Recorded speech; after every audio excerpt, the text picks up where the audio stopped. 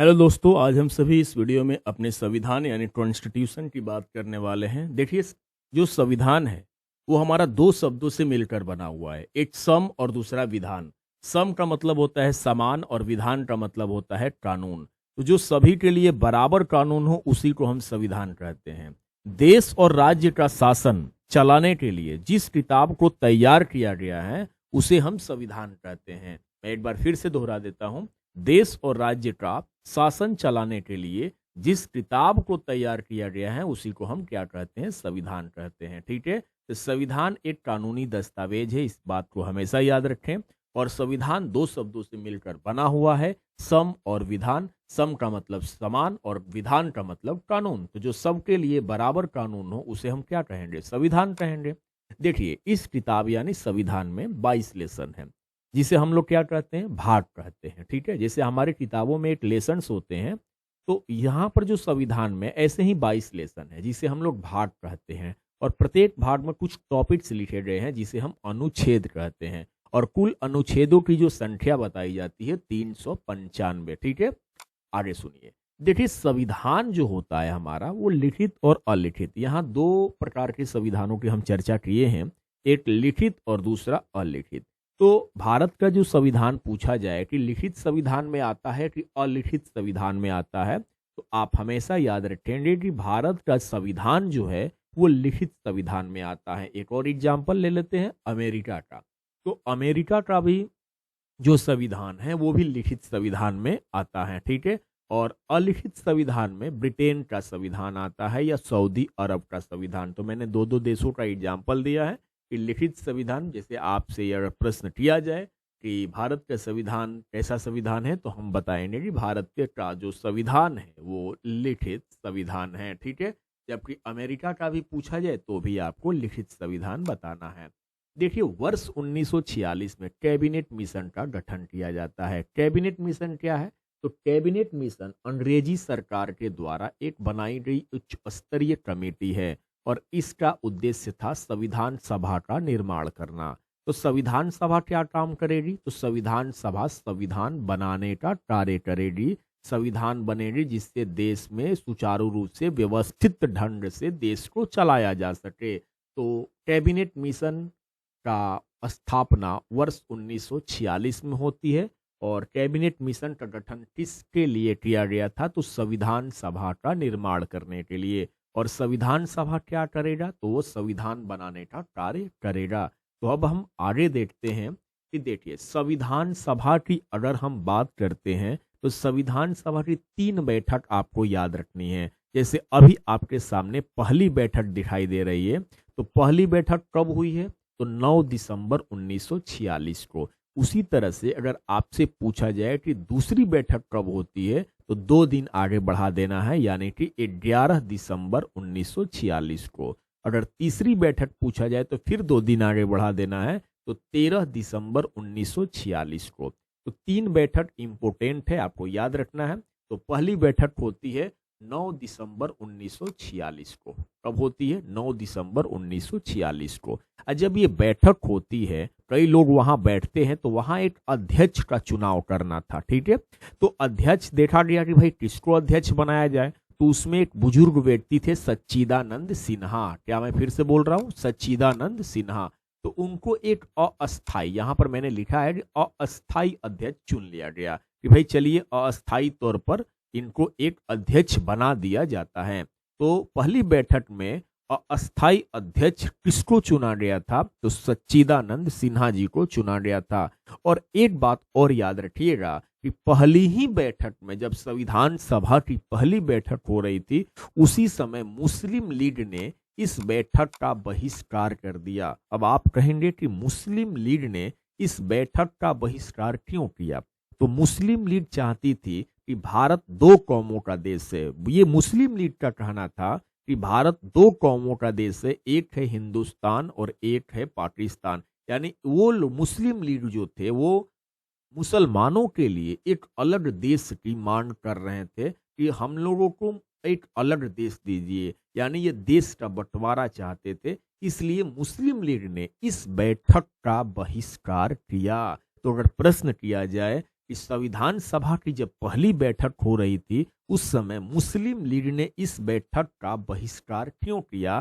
तो आपको यही जवाब देना है कि मुस्लिम लीग चाहती थी कि भारत का बंटवारा हो और मुसलमानों के लिए एक अलग देश हो। ठीक है, तो आगे हम देखेंगे अब दूसरी बैठक को। तो दूसरी बैठक होती है 11 दिसंबर 1946 को। तो पहली बैठक कब आपने देखा? पहली बैठक 9 दिसंबर और दूसरी देख लीजिए 11 दिसंबर 1946 को होती है। 2 दिन बाद होती है, बिल्कुल याद हो जाएगा कि संविधान सभा की पहली बैठक 9 दिसंबर 1946 को और दूसरी बैठक 11 दिसंबर 1946 को।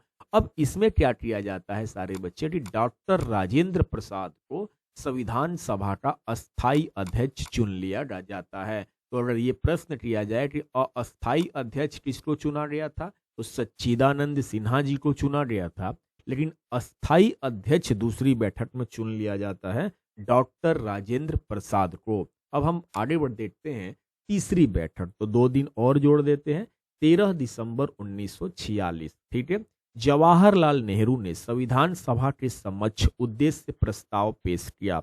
यानी तीसरी बैठक में जवाहरलाल नेहरू ने संविधान सभा के समक्ष एक उद्देश्य रखा कि संविधान कैसा होना चाहिए और इसी के साथ संविधान बनाने की कार्यवाही शुरू कर दी गई।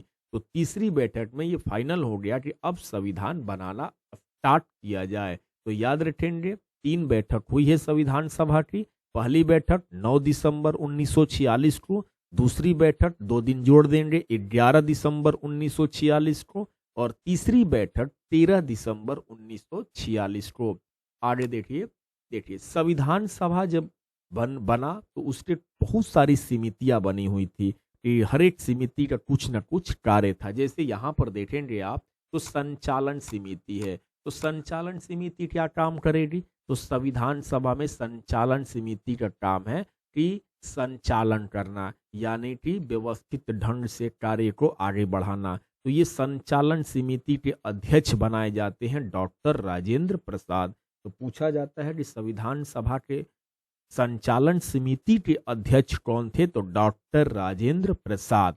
अब दूसरा है एक और समिति प्रारूप समिति, उसके जो अध्यक्ष हैं डॉक्टर भीमराव अंबेडकर। प्रारूप समिति का कार्य होता है कि वो संविधान इस तरह से बनाए कि सबको समान न्याय मिले, किसी के साथ कोई भेदभाव ना हो। तो ड्राफ्टिंग तैयार करना प्रारूप समिति का काम होता था। डॉक्टर भीमराव अंबेडकर इसके अध्यक्ष थे। और प्रांतीय संविधान समिति के अध्यक्ष किसको बनाया जाता है? सरदार वल्लभ भाई पटेल को, क्योंकि ये प्रांतियों को इनके जिम्मा था। तो आपने सुना होगा कि सरदार वल्लभ भाई पटेल को लौह पुरुष की उपाधि दी जाती है। रीजन क्या था कि जब अंग्रेज यहाँ से जाने वाले थे तो वो क्या कर रहे थे कि जो देसी रजवाड़े थे उनमें आपस में मतभेद पैदा करके वो अलगाव यानी भारत को तोड़ने की कोशिश करते जा रहे थे। और सरदार वल्लभ भाई पटेल ने क्या काम किया कि वो सभी देसी रियासतों को भारत में ही रहने दिया। तो हम कह सकते हैं कि एकीकरण का अगर हम बात करते हैं तो ये काम सरदार वल्लभ भाई पटेल जी के द्वारा किया गया। यानी भारत टूटने से बचा है तो सरदार वल्लभ भाई पटेल के नेतृत्व में। तो आगे हम बढ़ते हैं। तो संचालन समिति के अध्यक्ष कौन है? डॉक्टर राजेंद्र प्रसाद है। प्रारूप समिति के अध्यक्ष कौन है? डॉक्टर भीमराव अंबेडकर है। और प्रांतीय संविधान समिति के अध्यक्ष कौन है? सरदार वल्लभ भाई पटेल हैं। देखिए 3 जून 1947 को ये घोषणा कर दी गई कि भारत का अब बंटवारा होगा। आप देखिए मुस्लिम लीग के द्वारा बार बार आवाज उठाई जा रही थी कि देखो भाई भारत का बंटवारा कर देना है। ठीक है, 3 जून 1947 को ऐलान कर दिया गया कि चलो भाई अब भारत का बंटवारा होकर ही रहे, क्योंकि खूब एक दूसरे के बीच आपस में लड़ाइयाँ हो रही थी। तो अंततः फैसला लिया गया कि 3 जून 1947 को कि भारत का बंटवारा होगा। तो भारत का बंटवारा हुआ और 15 अगस्त 1947 को एक इंडिया यानी भारत और दूसरा देश बना, एक नया देश बना पाकिस्तान। तो हम यहाँ पर ये देखते हैं कि जो भारत है अपना स्वतंत्रता दिवस 15 अगस्त 1947 को मनाता है, जबकि पाकिस्तान अपना स्वतंत्रता दिवस 14 अगस्त 1947 को मनाता है। तो एक बात याद रखिएगा कि जब उन वर्ष 1900 जो 47 था, ये हमारे लिए वर्ष जो था, ये खुशी का भी वर्ष था और दुख का भी वर्ष था। खुशी इस बात की थी कि हम अंग्रेजों से आज़ाद हो गए थे, लेकिन गम इस बात का था कि हमारे अपने ही टुकड़े हुए थे, यानी कि हमारा अपना ही देश दो हिस्सों में टूट चुका था, जिसे हम पाकिस्तान कहते हैं। ठीक है, तो संविधान सभा, अब जब पाकिस्तान अलग हो गया तो संविधान सभा का फिर से पुनर्गठन होता है। 31 अक्टूबर 1947 को किया गया। तो संविधान सभा का पुनर्गठन 31 अक्टूबर 1947 को किया गया। आगे सुनिएगा, संविधान का जनक किसे कहा जाता है? बड़ा ये प्रश्न पूछे जाते हैं कि संविधान का जनक किसे कहा जाता है। तो हम लोग जवाब देते हैं कि डॉक्टर भीमराव अंबेडकर को संविधान का जनक कहा जाता है।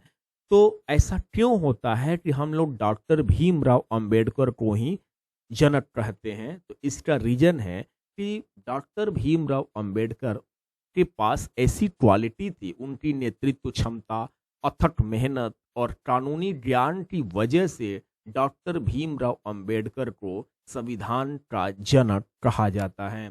दुनिया भर के संविधान को बारीकी से परखने के बाद बाबा साहब भीमराव अंबेडकर ने भारतीय संविधान का मसौदा तैयार किया था। 26 नवंबर 1949 को जो हमारा जो संविधान है वो बनकर पूरी तरह से तैयार हो गया। कब? 26 नवंबर 1949 को हमारा संविधान बनकर तैयार हो गया। इसलिए 26 नवंबर को हम संविधान दिवस के रूप में मनाते हैं। तो ये जब प्रश्न किया जाएगा कि संविधान दिवस हम कब मनाते हैं, तो आपको जवाब देना है 26 नवंबर। वजह क्या है कि 26 नवंबर 1949 को हमारा जो संविधान है वो बनकर तैयार हो गया था और 26 जनवरी 1950 को हमारे देश में, भारत में संविधान लागू हुआ। तो 26 जनवरी को हम लोग गणतंत्र दिवस के रूप में मनाते हैं। तो संविधान दिवस 26 नवंबर और गणतंत्र दिवस 26 जनवरी को। यहाँ से प्रश्न पूछा गया है कि संविधान दिवस कब मनाया जाता है, तो सारे बच्चे इसका आंसर हो जाएगा 26 नवंबर। क्या लिखिएगा आप? 26 नवंबर। आज जब पूछा जाए कि गणतंत्र दिवस आप प्रत्येक वर्ष कब मनाते हैं, तो आप जवाब देंगे 26 जनवरी। क्या देंगे? 26 जनवरी। आगे सुनिएगा, संविधान का तो निर्माण हुआ, चलिए ठीक है, तो संविधान के निर्माण में समय कितना लगा? तो संविधान के निर्माण में 2 वर्ष 11 माह और 18 दिन का समय लगा था। 2 वर्ष 11 महीना और 18 दिन का समय लगा था संविधान के निर्माण करने में। जब संविधान बना था तो इसमें टोटल 22 भाग थे और 395 अनुच्छेद और 8 अनुसूचियां थी। तो अब जब वर्तमान की अगर आपसे पूछा जाए कि वर्तमान में कितने भाग हैं, तो वर्तमान में 22 भाग हैं और 395 अनुच्छेद है और 12 अनुसूचियां हैं। तो आपने डिफरेंट क्या देखा कि पहले 8 अनुसूची थी, अब कितनी अनुसूचियां है? 12 अनुसूची थी, है ना? 12 अनुसूची है और पहले 395 अनुच्छेद था और आज भी 395 अनुच्छेद है और ए बी ऐसे करके 450 प्लस भी अनुच्छेद काउंट करने पर आपको मिलेंगे। तो याद रखिए, जब संविधान बना तो 22 भाग, 395 अनुच्छेद, 8 अनुसूचियां, और वर्तमान में देखा जाए तो 22 भाग, 395 ही अनुच्छेद और 12 अनुसूचियां हैं। तो इसको जरूर थोड़ा सा एक बार याद कर लीजिएगा। अब कुछ और भी आपको मैं चीजें बता दूं। देखिए, संविधान सभा द्वारा कुछ और भी कार्य किए गए हैं। देखिए, जैसे 22 जुलाई 1947, 22 जुलाई 1947 को राष्ट्रीय ध्वज अपनाया गया। कौन सा? राष्ट्रीय ध्वज। एक मिनट। 22 जुलाई 1947 को राष्ट्रीय ध्वज अपनाया गया। अगर मैं आपसे ये प्रश्न करूं कि हमारा राष्ट्रीय ध्वज क्या है, तो क्या आप जवाब दे देंगे? हमारा राष्ट्रीय ध्वज है तिरंगा। तिरंगा, जो हम झंडा तिरंगा फहराते हैं स्वतंत्रता दिवस को या गणतंत्र दिवस को, तो उस तिरंगे को कब अपनाया गया था? तो 22 जुलाई 1947 को। आप 24 जनवरी और 1950 को हमारा जो राष्ट्रगान है जन गण मन, उसको हम लोगों के द्वारा संविधान सभा द्वारा अपनाया गया। तो राष्ट्रगान को कब अपनाया गया? 24 जनवरी 1950 को। और 26 जनवरी 1950 को क्या हुआ? राष्ट्रीय गीत को अपनाया गया, यानी वंदे मातरम। तो राष्ट्रीय गीत कौन सा है? वंदे मातरम। राष्ट्रीय गान कौन सा है? जन गण मन। और राष्ट्रीय ध्वज कौन सा है? तिरंगा। तो तिरंगे को कब अपनाया गया था? 22 जुलाई 1947 को। और 24 जनवरी 1950 को राष्ट्रीय गान जन गण मन को अपनाया गया था। और वंदे मातरम राष्ट्रीय गीत को 26 जनवरी 1950 को अपनाया गया था। अब कुछ बातें और मैं आपको बता देता हूं कि जो देश आजाद हुआ और स्वतंत्र भारत का जब पहला मंत्रिमंडल तैयार हुआ, तो स्वतंत्र भारत के पहले मंत्रिमंडल के अगर देखा जाए तो पहले प्रधानमंत्री अगर पूछा जाए कि पहला प्रधानमंत्री, फिर से बोलता हूं ये पहला है सब, पहला प्रधानमंत्री तो नेहरू जी यानी पंडित जवाहरलाल नेहरू। और पहला अगर गृह मंत्री देखा जाए स्वतंत्र भारत के तो वो है सरदार वल्लभ भाई पटेल। ठीक है।